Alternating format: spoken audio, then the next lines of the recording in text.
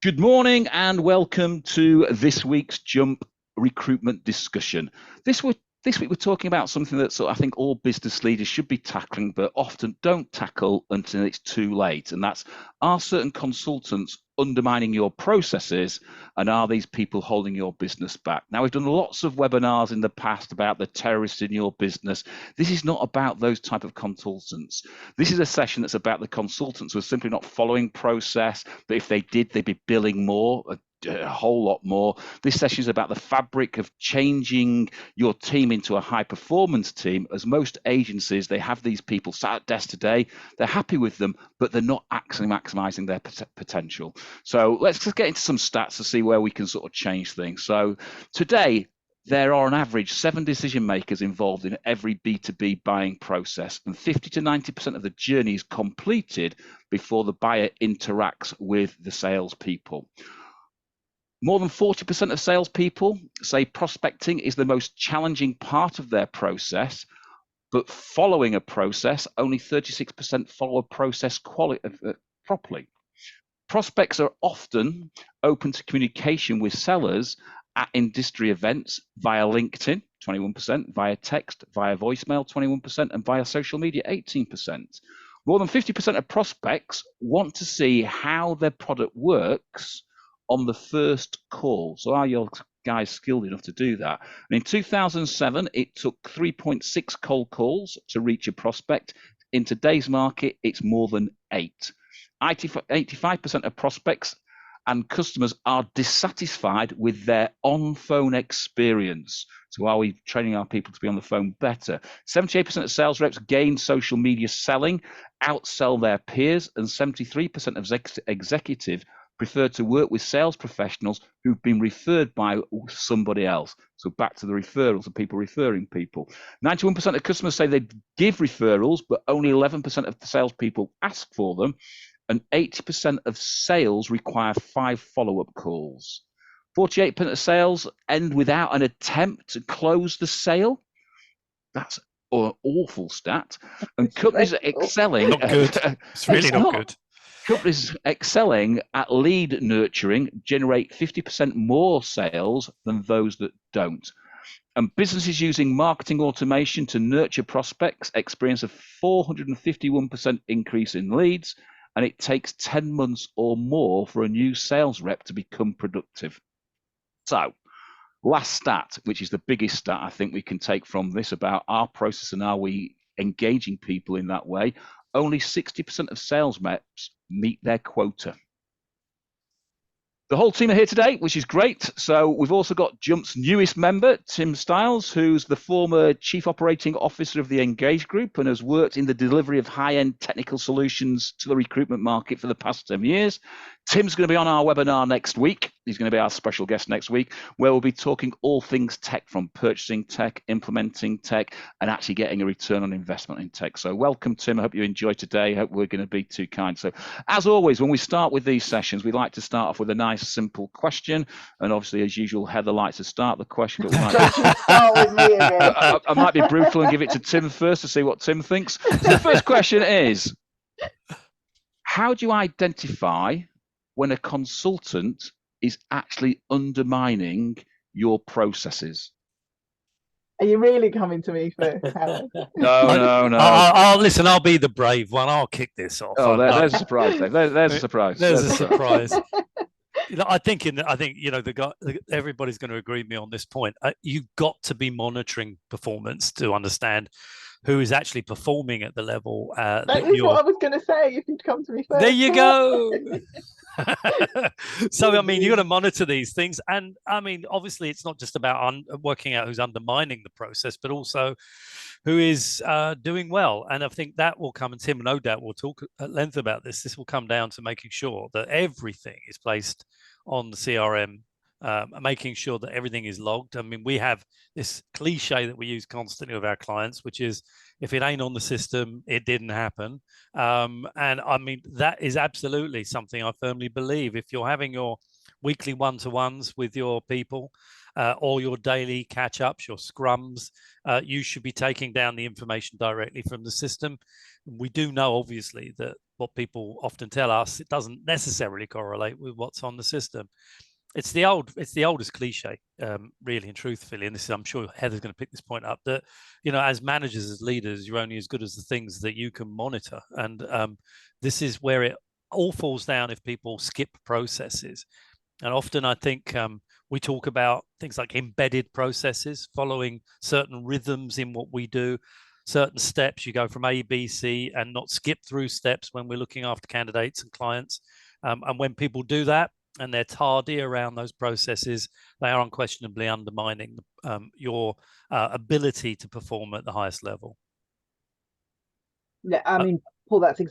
If I had gone first, if Howard had put me in that seat, as he likes to do, it's about being close to your consultants. It's about being close to what they do and really understanding what it is that they do.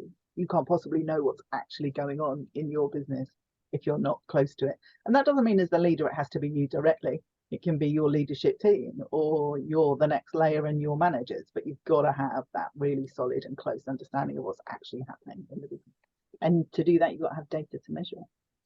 And I think if I can jump in there, I should probably clarify I was the Chief Information Officer for Engage, Chief Operating Officer, still in post, still has a job. Sorry, apologies.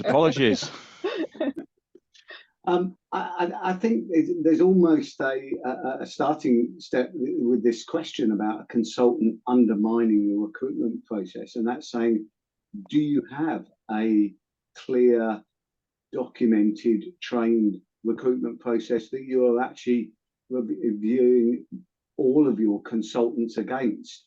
Because actually, I think very often we see the successful but perhaps a slightly maverick consultant working differently, and that sets a tone for the whole organization, which is there really a process, or actually is it find what works for you and off you go? Yeah.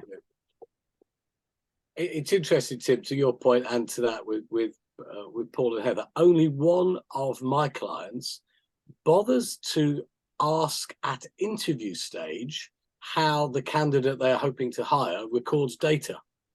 And only one of them, the same one, gets them to use their system as part of the interview process and puts them through like a mini test to see what data they've recorded and how they use it. And it's such a vital part of the whole process of from sale to cash. And it's just interesting that an interview process, it never really comes up for most companies. Mm-hmm. They just assume that the recruitment consultant that they're hiring will be able to use the system and record the data. So if you don't do that, maybe those who are listening to the webinar could consider that as part of the interview process. I think to me it falls to a simple thing, is that, you know, A, as Tim said, have you got a process that people can follow? And B, are you disciplined enough to get those people to actually follow the process? And I think a part of it is to understand the why they are following the process. And I think that's the biggest thing, that you get consultants that have the discipline to do recruitment, and as Tim calls them, as a maverick consultant, and they do it in a certain way, and they're following a process that works for them. But is it that it's within your process, and can you blend those processes? And I think that's what we find, is that either people haven't got a process, or they're not disciplined to follow that process and pull people into line. And you're always going to get the exception to the rule, but it's really the majority that you need to make sure is following the process, because it's the majority that tend to then stop following the process and start taking shortcuts, etc. And we've all seen that in whether it's a training process, or whether it's an IT process, or whatever it be, that people take shortcuts. And I think that's the bit we've got to understand, that the consultants probably aren't unwillingly undermining it. It's because they just feel that they've got the freedom to do what they want, rather than say that's the process and that's where you get and how to work. So here's a move on question then.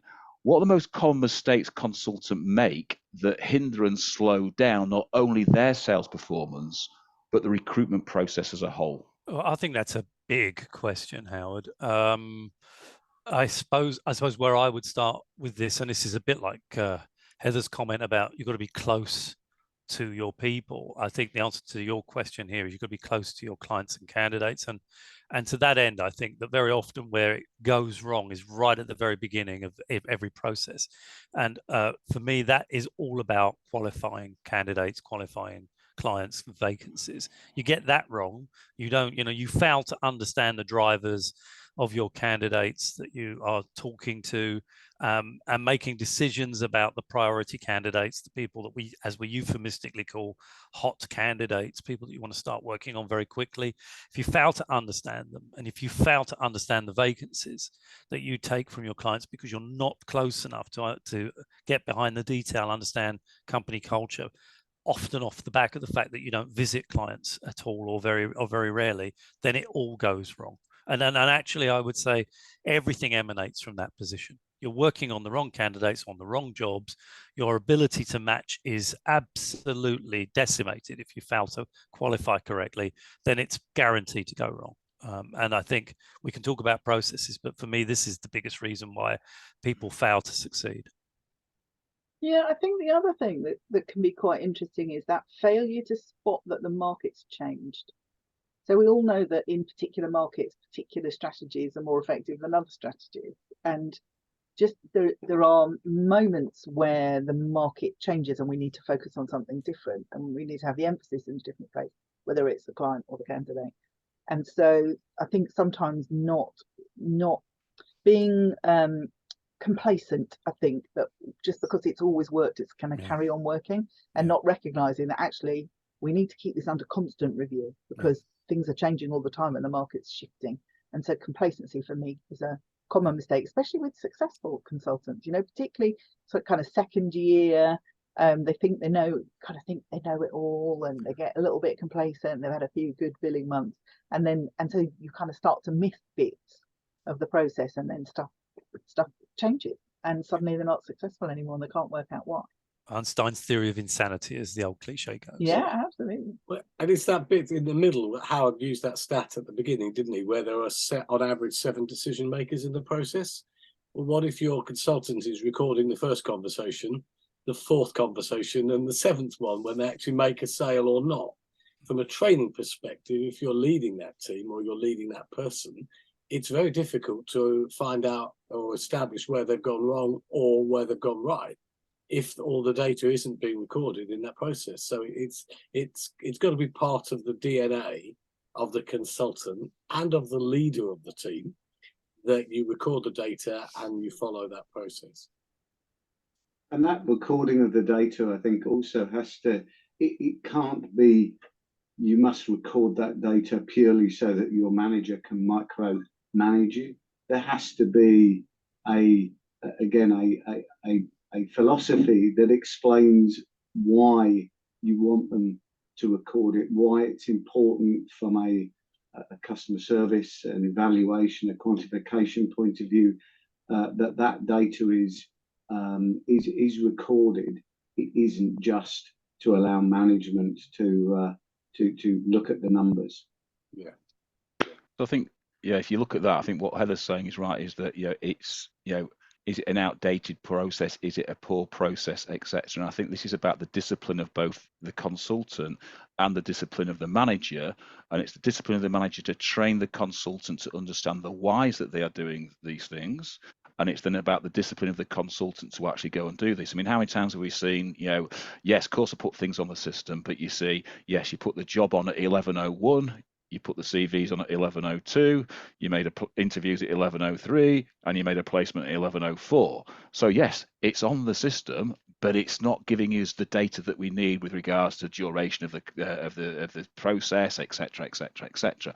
So I think sometimes you're right. It's poor process, out of date process, lack of discipline in that process, but it's the ability for people to take shortcuts and then being allowed to take them and not being brought back into line, but still have the discipline to do that, but then being able to do it in their own individual way. I mean, I use this analogy quite a lot when people talk about sort of putting things onto the CRM. We all drive a car, and we all stay within the discipline of driving that car. Otherwise, the car stalls or it crashes, etc. But we all drive a car in a slightly different fashion and a slightly different style.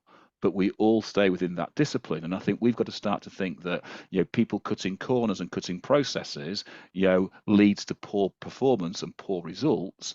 but it also leads to poor data, which therefore you can't manage your performance and your results, and therefore you don't know what's going on and looking down the track. So how does an ineffective communication then create productivity and performance issues, and as Tim describes them, in maverick consultants?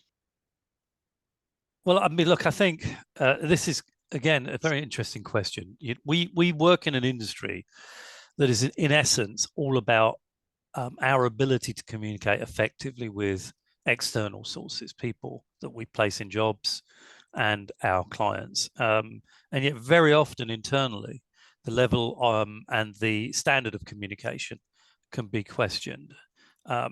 We always tell our clients that it's all about constant communication, 2-3 times a day, getting the team together, stand up conversations, scrums, call them what you will, but also, as we said at the beginning of this webinar, making sure we're constantly monitoring to see that performance is at the right level.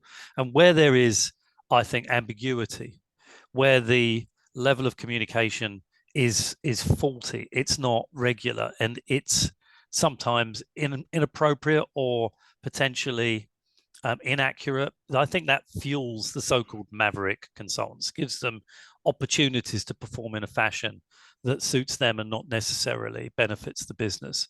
I think it's absolutely about accurate and consistent communication, and failure to do that not only hinders you regarding maverick consultants, but will not support the newer people coming into your business either. It's also, Paul, I think, aligned to that, to do with assertive feedback and communication, because I've had a couple of conversations with people on coaching recently where there seems to be this misconception that communicating something that they're not doing well or that's missing is somehow going to deflate and demotivate, as opposed to understanding that communicating those sorts of things, that's, it's like a complaint is a gift, isn't it? They're development opportunities, they're ways to be better, they're things that you can do well. And that sort of misconception about communication and feedback makes it ineffective, because if you're only giving positive reinforcement and you're never drawing to people's attention the things that they could be doing better or the things that they're not doing well, I think there's a real misunderstanding with some people about the value of feedback. Yeah, assertive feedback. And actually, Heather, that's, typical HR answer, Yeah, if there's going to be the good guy, bad cop thing, that's you, isn't it? And you will always be the bad cop. Paul, you will always be the bad cop. Mistrust everywhere. The thing is, a lot of the companies that we work with are relatively new, as in the last 3 or 4 years, and they've been set up by maverick consultants. Yeah. They've been set up by younger people who thought, I can do this better, in low barrier of entry, away we go. And a lot of them don't have many processes at all, and then they buy, because they need to, obviously, they buy some tech, they buy a CRM, and it's all a bit, oh no, I don't want all this, I just want to do it my way, on the way I know that I can do it. And we end up talking to leaders as well as consultants about, you've got to have the process, you've got to have something in place where you can measure, as you say, Heather, where you can give feedback. But we've been around the block a few times, and a lot of the people that we're working with, they're on the beginning of their journey, so it's still quite a challenge for them. And all of this tech requires a process. That's why they need people like us, Dave. That's absolutely right, Paul. Absolutely right. So I think when I look at ineffective communication, and I'll pick up on Dave's point there. I had a guy that worked for me some years ago who's now set up for himself, and we were having a conversation a couple of months back, and he said, "Now I understand why you were constantly going about do this, do this, do this, do this, do this," and how effective your communication was about creating productivity and making us do the right things, but in a certain way. He said, because I've lost consultants because we had no process, we had no things, and I was expecting all of this stuff to happen, but then I realized I couldn't track, I couldn't be doing this. So communication isn't just about that verbal communication, it's about the written communication, it's about the data communication, it's about communicating what creates results and why those results are created by the processes that we put in place. And I think ineffective communication, because you haven't got a process, or you don't bother about the process, and that's about the owners and the managers and leaders living their values. And I think that's a problem with communication, is that, you know, you're doing one thing and your values are doing something else. Again, why will people follow you? So I think the values start this process and start this communication, and it's then about having a higher level of communication to your staff to increase productivity, increase performance, so they understand why following that process actually works and why it's important to follow that process. So I do think it's important that, you know, your communication has to improve if you want to improve the capabilities of your team and stop the mavericks, stop the taking over the mavericks taking over the asylum, so to speak. Anything you want to put to that, Tim? I think I would just add really something which is actually that with consultants, what we actually want is we want them to be successful. And actually in a lot of other work environments, there's a lot of different agendas that go on. But actually with consultants, it's really, really clear. We want them to be successful. We know the things that work and process and service are all part of that piece. And so our communication really should be continually emphasizing this is about making you successful, and it's actually allowing you, to use a very old saying of, stand on the shoulders of giants. Actually, people have gone before, people have tried and tested these processes, and actually they will make you more successful. And I think that's the thing where you've got maverick consultants that are doing it in a slightly different way, that they've got to understand that they're still doing it within the circle of discipline of the structure that you've created. Otherwise, it doesn't work at all. And so they might be doing things what be classed as maverick. They're pushing the boundaries, but the norm has to follow the same rules to get there. So if we looked at that, then what strategies can you implement to prevent consultants from unintentionally disrupting your recruitment efforts?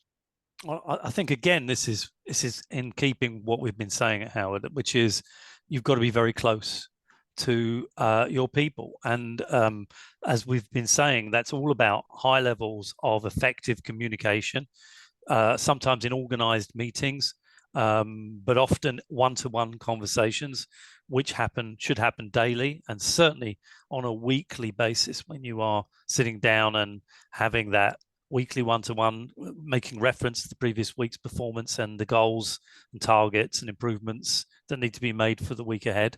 I think it comes down to all these points about process, being close enough to your CRM to understand where things are going right. And I think I'm going to pick up on Tim's great point.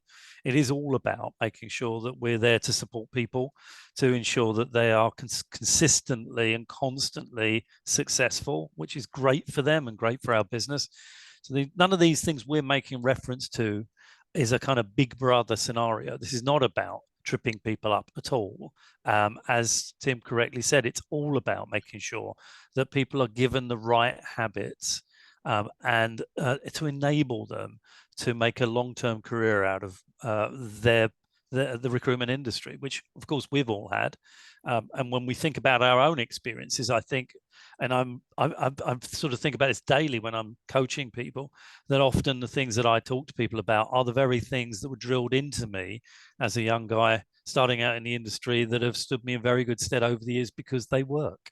We make reference to old school recruitment. Old school recruitment, yeah. We call it old school because it works. Yeah, to add an HR slant to that, as you'd expect, and another cliche, but one that's really important is strategy is great, but culture eats strategy for breakfast. Yeah, 100%. Right?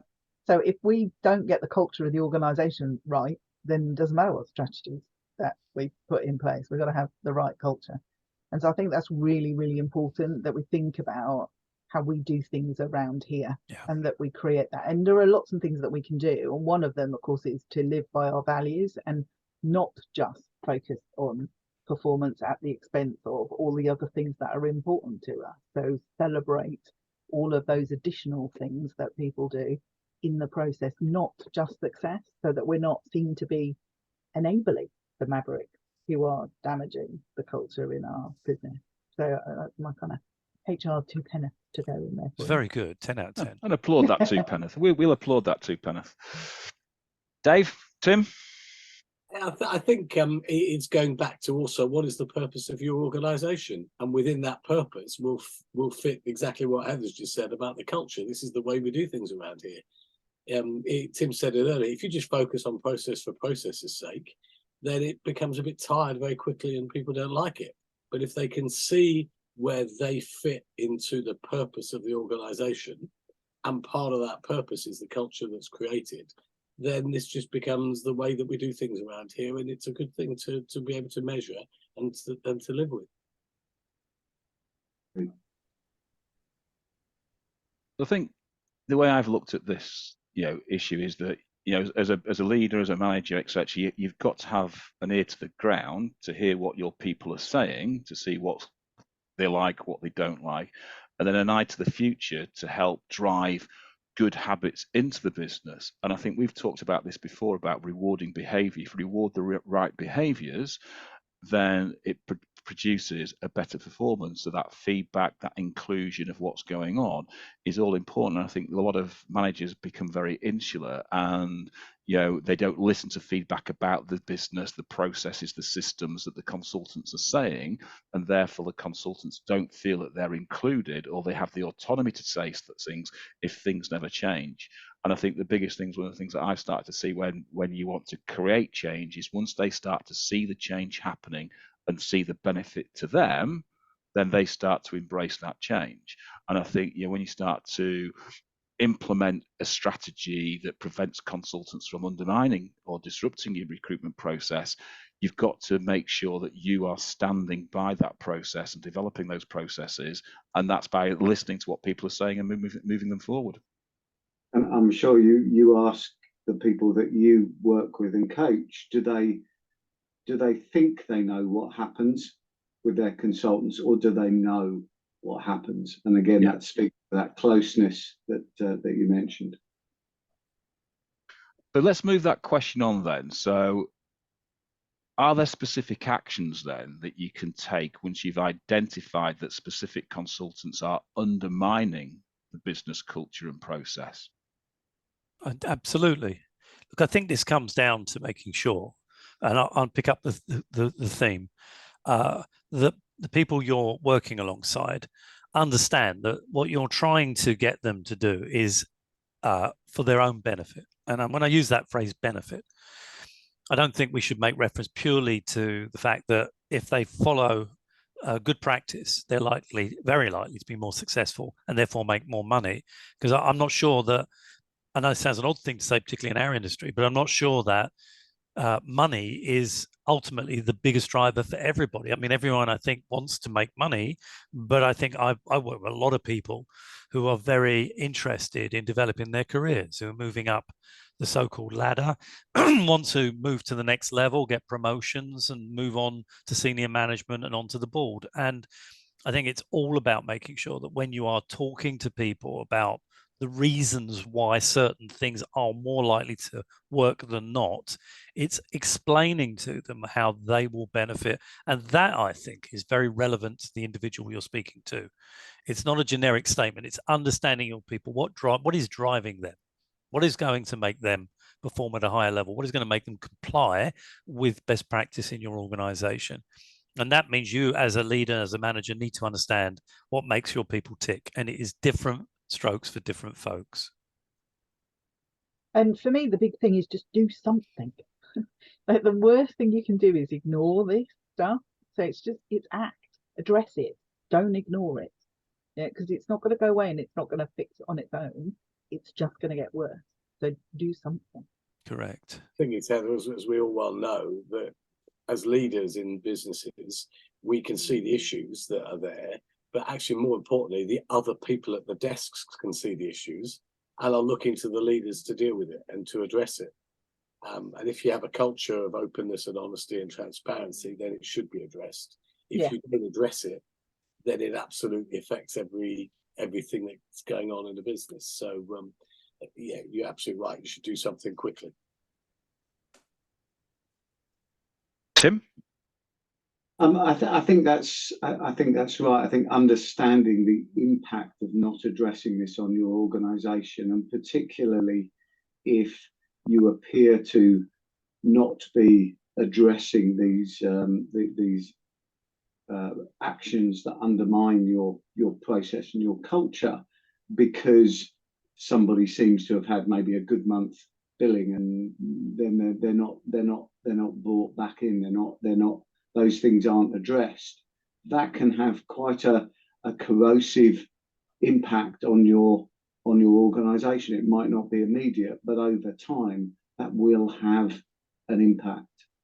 I mean, if I could just quickly interject, I think Tim's making a great point here. And one of the things we see and have seen for years and years is a reluctance from business owners to correct the behaviors of their big billers sometimes when they're maverick, if we can use that expression, because for fear that they might upset them, that they might throw their toys out the pram and leave the business. I think Tim makes a great point, and so did Heather. You've got to nip it in the bud pretty fast. Left alone, these problems don't disappear, they get worse. And then when you need to try to, and you have no choice but to deal with a situation, but it's some way down the road, it becomes much more difficult to manage an effective outcome. So I think these points are very valid. When you see things not working in the way you require them to work, regardless of who it is, whether it's one of your big billers or somebody new, get in fast, deal with it quickly. You've got a great chance then of correcting behavior. Don't kick it into the long grass. Trust me, it doesn't go away, it gets worse. It's interesting. I wrote the question, so I started to think about the answer as soon as you start to write it. And the first thing I looked at was, look at yourself first. Are you living your values? Are you living the actions? Or are you doing something different and asking people to do what you're not doing, etc.? And I think that was the first thing that I'd look at. And the second thing was, if people aren't following it, is it because they're unable to follow it? Is it too easy to cheat on it? So has what I have implemented not working in the first place and not fit for purpose? And so I always look at myself first and then start to look at it from there and drive it down there. So anything then that's hitting the culture and changing the culture, is it me that's been the catalyst to that unbeknowing and people are just sparking off that? Or is it they are being more rebellious and more maverick to it, and therefore that's what needs nipping in the bud? And I think it goes both ways, that a lot of managers don't look at themselves first. They tend to look at what the problem is and not realizing that they're the root cause of that problem and they should change that, and then that might help the business moving forward and help the people moving forward. So we've talked a lot about that. So this is going to be a sort of an interesting answer to this question from all of us. So I'm going to say now, let's try keep it concise, because we could go away for hours and hours on this simple question. So can you share examples of success stories where you've effectively managed consultants to enhance their recruitment process after it's been identified that there is an issue and there's a catalyst to the issue? I mean, we can't mention names, and if I'm honest, absolutely not. So many names over the years that it would be impossible to list them. I think this is literally a weekly occurrence. I think for all of us, where we are engaged with people who are not as successful as they could be, and through some good quality coaching. And I think, let's be clear, I think Heather made this point. This is a cultural alignment issue.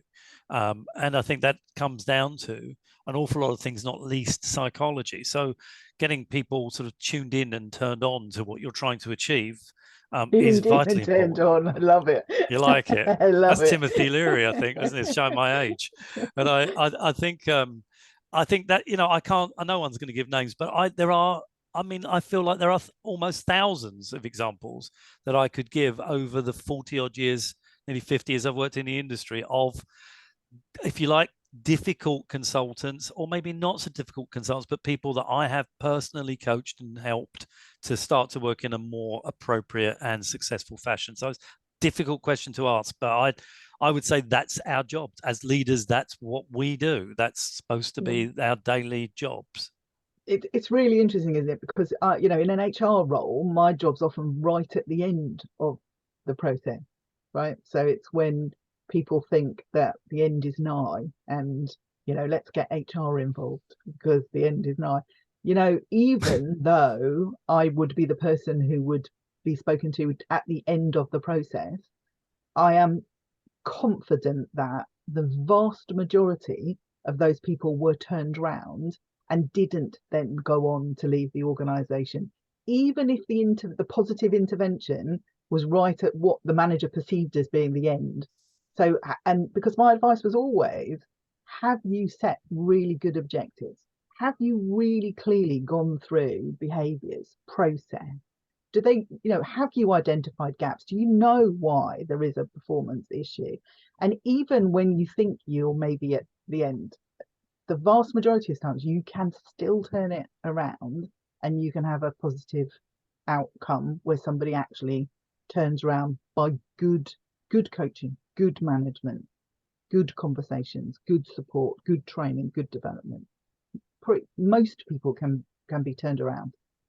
If that stat that we had at the beginning, Heather, Howard said the average performance of most consultants is 60%. Imagine if across the board we got that up to 70%. Yeah, but we've talked about this before. That saves many times the issue is that they're not being coached well, they're not being managed well, they're not being developed well, we're not having honest conversations about what they could do better. And actually it's about the quality of our managers and our management intervention, not the individuals. Correct.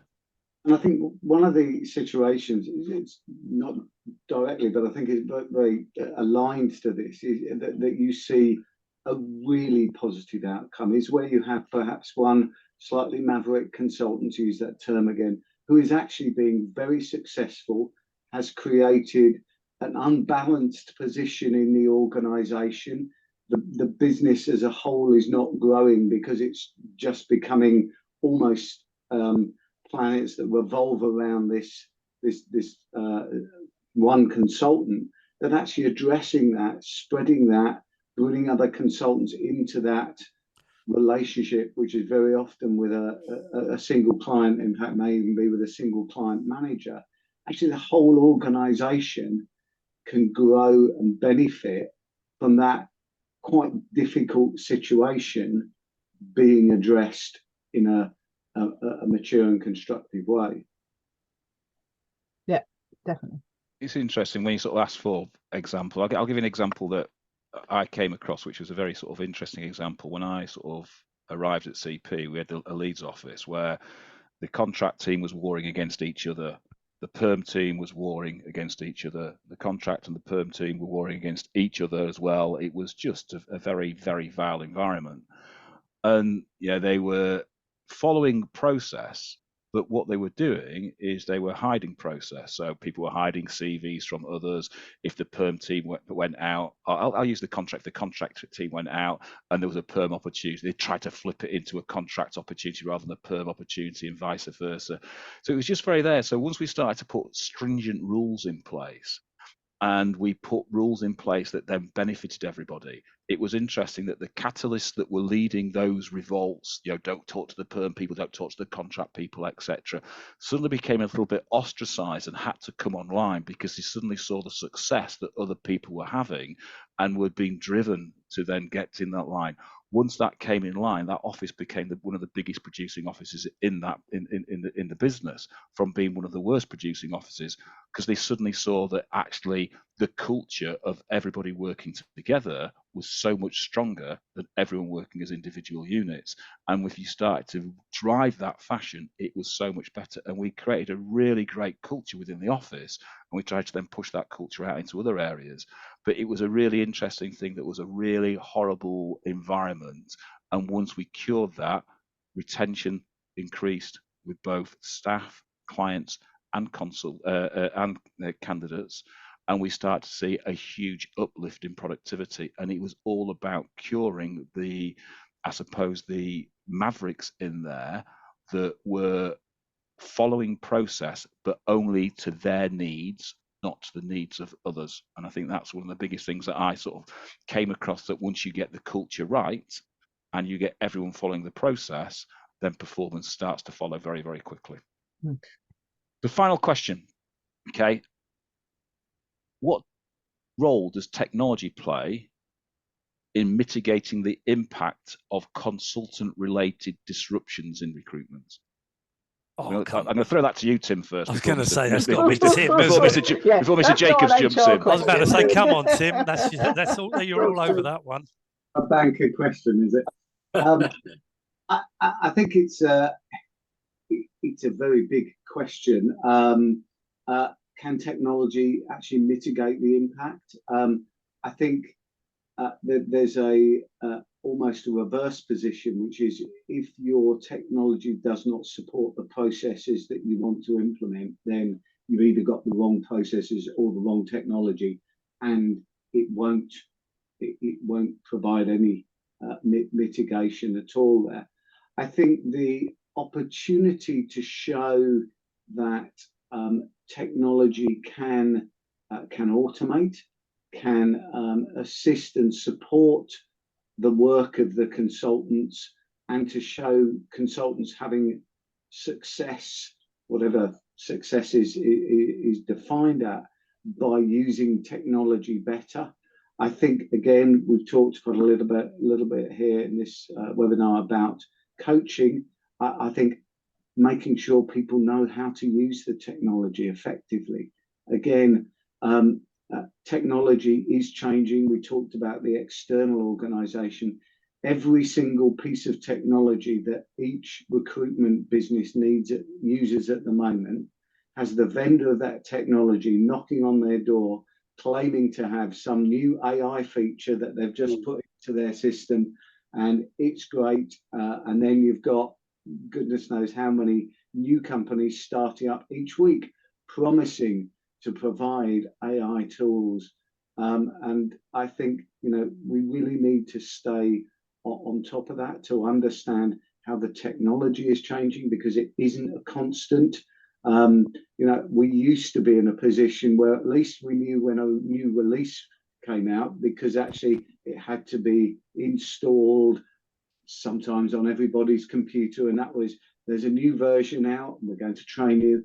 Quite a lot of this technology gets updated multiple times per day. So actually you need to be aware of how the technology is changing and how that may be able to help you in your process and in addressing consultant use of that technology. I was going to say something not quite as well as Tim here. This is Tim's sweet spot. But one of the things that I was going to say, which I think aligns with Tim's point, is that we buy tech and then we don't necessarily train our people to use it properly. I've lost count of the amount of times that I've come across people in businesses, not just consultants, I might add, but right through the business, who actually don't truly understand how to use the tech, whether that's a CRM, or indeed something as obvious as how to use LinkedIn correctly, a LinkedIn license properly, how to get the best out of your licenses. And I would suggest that that's true on about 90% of occasions. People are almost self-teaching to learn how to use CRMs, LinkedIn, and so forth. And we had the recent experience where we were up in LinkedIn's head office, and they were talking about the various features of the LinkedIn licenses, and without exception, everybody in that room, who were all advisors to the recruitment industry, shook their heads and said, our clients don't know how to use the systems properly. I sat there thinking that. I went back, spoke to all of my clients about the fact that they're not getting the best bang for bucks out of their LinkedIn licenses. And for that, I'd say multiply across, as Tim's correctly said, the other systems that you have in your business. I think it is harder now than it used to be, when everybody was in the office all the time, every day. Somebody would be the kind of a page or two ahead in the manual, or just a little bit more curious about the software, and people would say, oh yeah, go and ask so and so, they know how to do that. Now we're remote some of the time, some people all of the time. That's much more difficult to spread the knowledge about. You have to be much more explicit, to Paul's point, about actually making sure that you are training people and continually reinforcing that training. Yeah. Anyone else? I would Dave. just say, don't be afraid of tech, just understand it. If you understand where it fits in each of the different processes that may go on in your business, and you can get the most out of it, and you get the most out of your tech supplier in terms of them teaching you how to use it and how to implement it, then it can be a real enabler across the whole business. I think what you said there is right. The way I view it is that tech can either be an enabler or a disabler within the business. True. And if you get the tech right, and it should be a simple process that is very complex to get the tech right, then it enables business, but it also then again gives people that discipline of following a process, but within a fairly sort of liberal way, where as long as they're within that discipline process, they can do it any way they want. And if we all know that tech, you can do things 4 or 5 different ways on the same piece of tech, but it gives them that thing, but it's the discipline of actually following that process. And I think, implementing good tech and making tech the center of it means that you have a process that people are following, and a process that you can track and see where the upside is and the downside is. Heather, from a HR point of view, anything you want to add on tech? Yeah, we just don't know anything about tech. You still use abacuses, don't you, over there in your neck of the woods? The megaphone and the abacus. And I think the solution is very rarely move to a different tech, change your CRM. That's very True. Yeah. So, great session, guys. Thank you very much. As I said, next week, Tim, we're on just talking about tech. So we'll have a very big discussion about tech and how tech can be used to really enhance your business and develop your business, and the problems that come with adding tech, etc., etc., etc. So, Heather, Paul, Dave, Tim, thanks very much. Ladies and gentlemen, enjoy the rest of your week, and I look forward to seeing you all next week. Thank you, everybody. Take care. Have a good week, everybody. Thank you. Cheers, Howard.